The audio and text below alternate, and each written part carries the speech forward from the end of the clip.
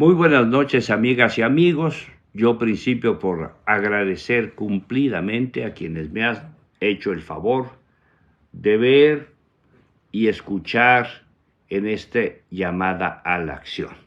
Muchas gracias, de verdad, me siento muy satisfecho. Más aún a todos aquellos que me hacen favor de enviar comentarios y que con mucho gusto quisiera responder a todos. El día de hoy vamos a hacer un ejercicio que principia por ofrecerles a todos una disculpa, porque el programa que teníamos con nuestros invitados de lujo lo vamos a dejar para un espacio posterior, y la razón es muy sencilla. El miércoles próximo voy a presentar al Senado de la República. Bueno, es muy rimbombante. Voy a enviar un documento a los senadores de la República. Eso es lo que voy a hacer. Seguramente alguno lo leerá, alguno tendrá el cuidado y la atención de verlo. Espero que algunos me hagan algún comentario. Más aún, espero que sirva, que sea un documento útil. ¿A qué se refiere este documento? Llamar a la acción. Yo insisto que este país necesita reformar el poder público, que el servicio público vuelva a tener un concepto, servicio público. Ahora parece que todo el mundo presume o supone o quisiera que el poder público sirviera para hacer negocios o para ayudar a que la gente haga negocios. El servicio público tiene que tener su contexto. Por ejemplo, la ley del servicio público de energía eléctrica se abrogó en el sexenio pasado, cosa que yo creo que fue un gravísimo error, porque se los quiero decir a todos. La luz eléctrica debiera ser un servicio público y no estar en las rebatingas de ver cómo me hago de unos dineros aprovechando la infraestructura y el gran aporte que la sociedad mexicana entera ha dado al sector.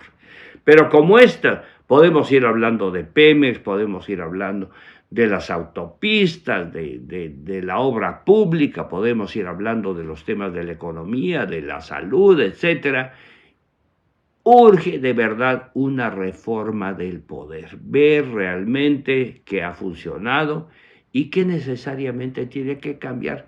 Por eso esta llamada a la acción el día miércoles será decirles a los senadores, quienes tenemos una visión alternativa de lo que está pasando en el país, esta polarización entre tirios y troyanos que se dan hasta con la cubeta, nosotros tenemos una posición alternativa. Y nuestra posición en temas de la reforma electoral está en ese documento que voy a circular y que lo voy a poner en LinkedIn, que lo voy a poner en los correos, que lo voy a poner a disposición de quien lo quiera ver. Ese documento, ¿qué dice? Se inspira en este libro sensacional, que por suerte, bueno, no por suerte, porque si no tengo aquí en mi biblioteca, es el sistema de las dos cámaras y sus consecuencias, por el senador constituyente del Estado de México, León Guzmán. Es un libro inspirador, porque explica bien el porqué de las dos cámaras. Yo creo que con el paso del tiempo se ha perdido la idea de que para qué debe servir una y para qué la otra. Y parece que la Cámara de Diputados se ve como una camarota y el Senado como una camarita. Yo por ahí hasta oí que los senadores, algunos decían, es que queremos participar del presupuesto y que queremos... no, yo entiendo que hay necesidad de estar en todo, pero hay que cumplir primero con la responsabilidad originaria. El Senado es la mejor representación de la República.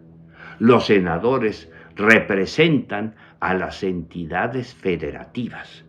Fíjense, amigas y amigos, hace años, cuando había una conciencia de sentido republicano, democrático, representativo y federal, realmente los senadores se calificaban sus elecciones en las entidades federativas. La entidad federativa, en uso de su soberanía en lo que se refiere a su régimen interior, calificaba a sus senadores y le decía al Senado, aquí te envío a mis dos representantes igual que los de los estados más grandes, o al revés, igual a de los estados más chicos.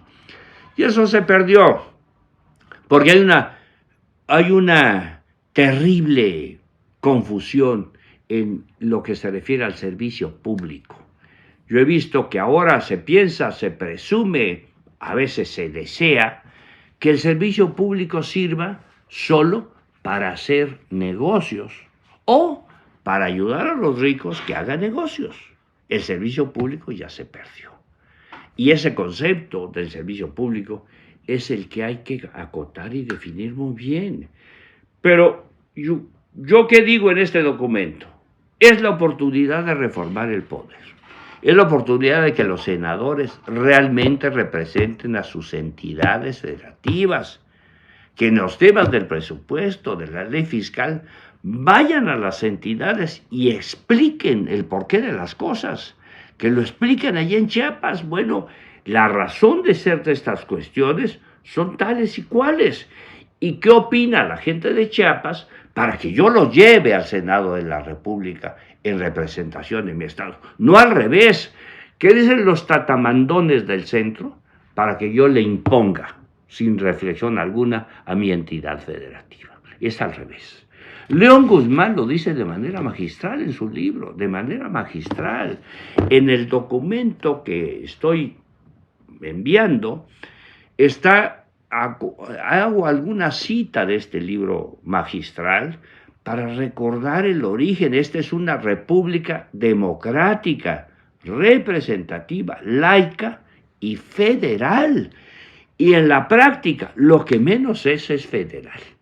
Vean ustedes, el día domingo de la semana pasada, el domingo pasado, la nota de la prensa fue que los OPLES, los organismos electorales de las entidades federativas, están en quiebra. Y por supuesto que lo que necesitan es más dinero. No hay elecciones, las elecciones ya pasaron en el mes de junio, ya ese es un asunto que ya pasó, y siguen pidiendo dinero porque son legiones de burócratas que asimismo se atribuyen procedimientos, normas, más de 1,200 instrumentos legales sirven para las elecciones de nuestro país. Más de 1,200 instrumentos legales. Una biblioteca. La legislación electoral debiera ser muy sencilla para que cualquier ciudadano la entienda. No volúmenes y volúmenes y volúmenes de disposiciones de todo tipo.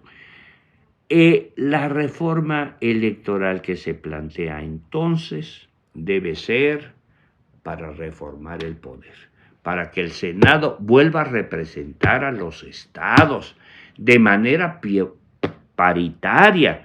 Valen tanto los 2 senadores de Colima como los 2 senadores del Estado de México. En la Cámara de Diputados es otra historia, porque ahí es la representación popular derivada del volumen de población de cada entidad federativa.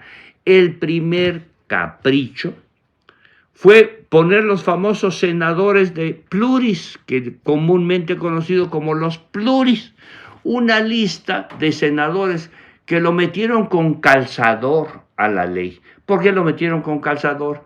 Porque es la esencia de mi documento. Porque las cúpulas de los 3 partidos, PRI, PAN, PRD, pues hicieron de la reforma electoral una vía para teóricamente perpetrarse en el poder por siempre. Yo digo en mi documento que desde el gobierno de Zedillo se satanizó la lucha ideológica.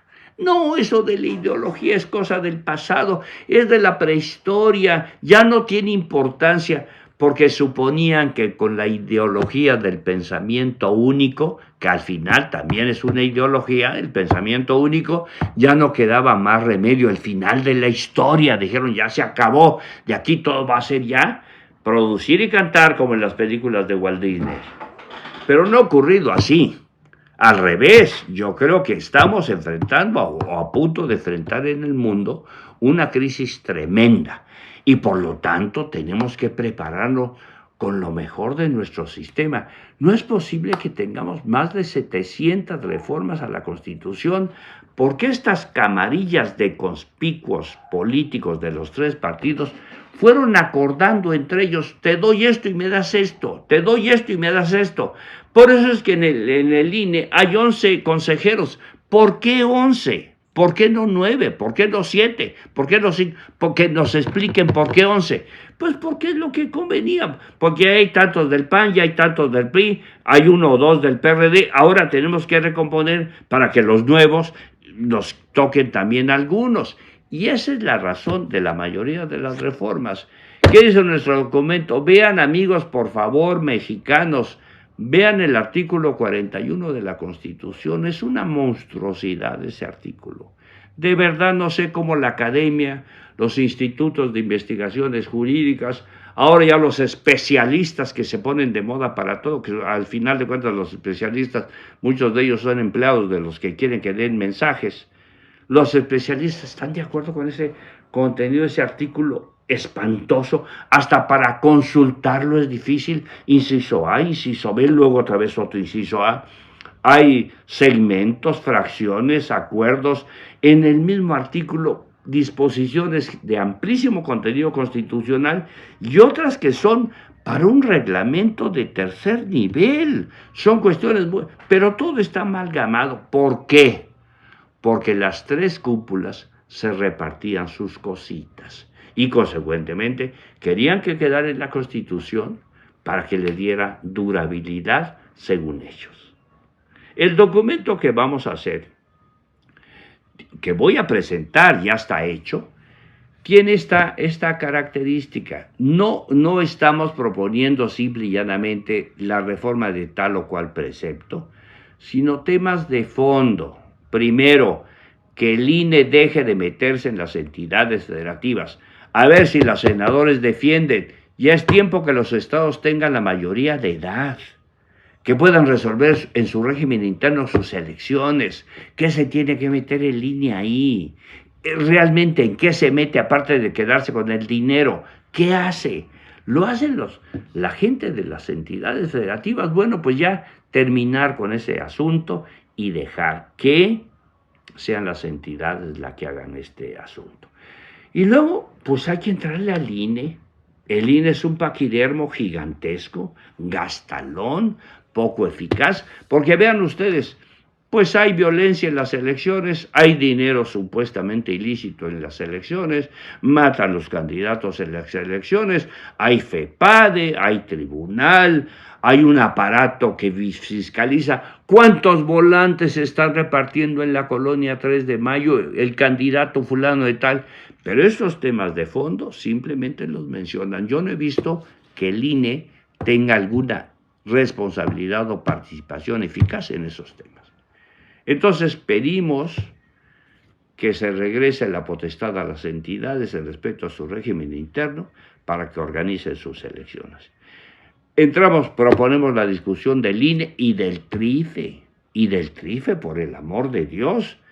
Hace unos meses, unos pocos, se dieron hasta con la cubeta dos grupos de magistrados queriendo apoderarse de la presidencia. ¿Y por qué? Yo decía, bueno, ¿por qué tanto encono? ¿Será que están discutiendo el contenido de alguna resolución, de algún principio que elabora? No, están distribuyendo los turnos, es decir, ¿cómo le hago para que tú tomes el asunto tal? ¿Cómo le hago para que tú tomes el otro? Los turnos, estaban discutiendo las cosas administrativas, porque uno de los magistrados parece que le gusta viajar un poco. La verdad, yo creo que se tiene que revisar eso, porque lo más delicado, amigas y amigos, es que eso se hace con dinero público, es decir, con dinero de la gente. El documento tiene varios temas, lo vamos a presentar esta semana. Ya el día de hoy pues ya ha circulado en algunos de los señores senadores. Les quiero decir gratamente, algunos diputados me hicieron el favor, al conocer mi documento, de pedirme la oportunidad de platicar con ellos con un poco de mayor amplitud, diputados, de este documento. Esperemos que sea útil, porque no basta hacer reflexiones si no los concretamos en los hechos. El libro de León Guzmán, El sistema de dos cámaras y sus consecuencias. Aquí está, para la historia. Por cierto, me voy, pero les recuerdo, en 1824 se formuló la Constitución de 1824 que establece el régimen para nuestro país de República Democrática Representativa Federal. Con los problemas y las discusiones de su época, es un gran aniversario.